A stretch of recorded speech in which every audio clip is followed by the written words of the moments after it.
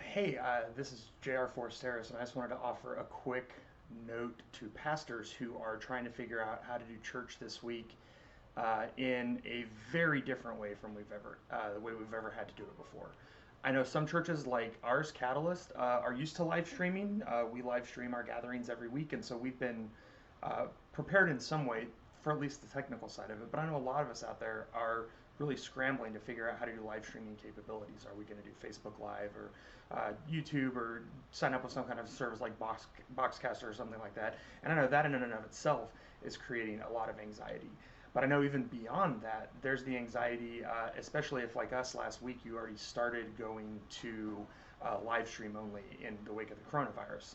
I can tell you, last Sunday there were only 9 people total in our building, and that was the 3 tech people, the 3 people on the worship team, and then the 2 people who were preaching. Or sorry, I think there were 4 people on the worship team. And that was it. I mean, that's always about how many people there are before our gatherings begin, but by about 10:05, certainly like 10:15, the building's starting to fill up, and this time it wasn't. And it was a really strange experience to know that while most of our folks were worshiping with us, they were doing it at a distance in their homes. And it was difficult for our preacher, it was difficult for our worship team to maintain the same kind of energy and enthusiasm when you're playing to an empty room. And so I want to share with you what I shared with them, and it's the way that I've been trying to think about what's going on right now. So 2 big thoughts. First of all, Andy Crouch has this fantastic essay. I think it's actually an excerpt from his book Culture Making, called The Horizons of the Possible, where he talks about interstate highways and how interstate highways fundamentally changed culture in America, because interstate highways became arteries between big cities, and it really shifted the focus of America away from small town to more big city. And he said, as interstate travel made some things possible, it made other things impossible. For instance, traveling across the country by horseback, which used to be the way everyone did everything, is now functionally not really possible anymore. There's not, public stables where you can house and feed your horse. There are not inns that have those kinds of, amenities anymore, because just no one does that. And roads, and specifically interstates, were a big part of the thing that really made that kind of travel technology impossible. Now, interstates are obviously a mixed bag. There's been a lot of good, there's been a lot of bad, but one of the things that Andy insists in his article is that when we look at what we are able to do, there are a lot of us that chafe against that, and we want to say, but if only we could X, if only we had X resources, if only we were allowed to meet indoors together right now for things like that, and we lament the loss, which is a totally normal, natural thing that we should be doing. We should be helping our folks acclimate to the fact that things are going to be weird for a couple months, maybe even a few months. But the other thing Andy insists is that we ought to take advantage of what these new horizons make possible. What are things that we're able to do because we have interstate highways, for instance, that we were not able to do before that? Or in this case, we need to be asking the question, are there ways that we can be the church that are new, that are fresh, that really weren't possible when our our rhythm of spirituality consisted primarily of meeting together in a building once a week? And I've already seen a lot of you beginning to push out and lean more heavily into the connections that go on throughout the week. We had our Revelation Bible study, which we were doing in the building on Wednesday nights, shift to all online last night. We had several more people show up, and it was different, but it was an interesting, good experience for the folks who were able to come. Last Sunday when we live streamed, our live chat was way more active than it had ever been before. People who don't necessarily normally engaging with each other, and actually discussing the sermon as the sermon was going on, which is something that in our context isn't really possible because we do the lecture style where everyone's sitting in a row. So we're beginning to ask the question, as we recognize that this is going to be our new reality for the next couple of months at least, how can we take advantage of that? How can we not only lament what we've lost, but how can we move forward? So that's the first thing. Is I hope you're gathering some of your folks who are good at this sort of thinking, this sort of outside the box thinking, and asking them to get creative, to get weird, to begin to ask what might be possible. What are some things that we could do? How are new opportunities and new possibilities created for us in this space right now? And who knows, it may change how we do church completely going forward. I've already had several people who have insisted we need to have some kind of live chat feature even when we're all in the building together. So, and again, I don't know what that looks like. We're just at the beginning of this thing, but I hope you can feel the freedom to know that God is still at work with us and God is still doing something new. And this was not a surprise to God. And so God's church is going to be okay. The second thing is more of just an encouragement for all of us who are preparing right now to preach to an empty room on a Sunday morning, to all of our musicians who are planning to lead on a Sunday morning. We're in the book of Revelation right now. And that book was written to churches that are, ironically, now in a very similar situation to what we are.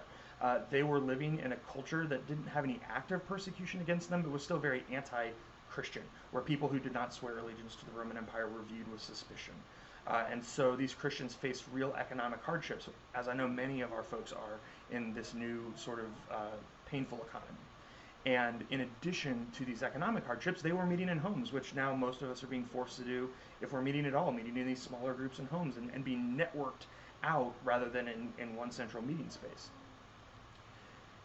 And so I can just imagine, and I asked my class when we went through this, I asked them to imagine what it would have been like to be one of those churches, to be part of a small, mostly ignored, somewhat feared and suspected minority in this larger culture that didn't value what they value. And they have to work 7 days a week because the Romans didn't believe in weekends, sort of like us today. And so in the time that they had to set aside, they gathered together in these homes, in these small groups. They're poor, they're socioeconomically disadvantaged, both because they come from lower classes and because of their choices to follow Jesus. And I can just imagine them sitting in these homes and looking around and feeling a lot like a lot of us are feeling on Sunday morning right now. Is this really worth it? What's the point? What are we even doing here? I feel a little silly putting on a show for no one. And so in chapter 4 of the book of Revelation, it's after Jesus appears to John and then offers these 7 letters to these individual churches. Right after that, John says, and then I saw a door standing open in heaven, and a voice said, "Come up here." And immediately I was taken into the throne room. And the entirety of chapter 4, if you go read it, it's a beautiful chapter. But the entirety of chapter 4, there's no plot-moving action happening. That doesn't happen until chapter 5.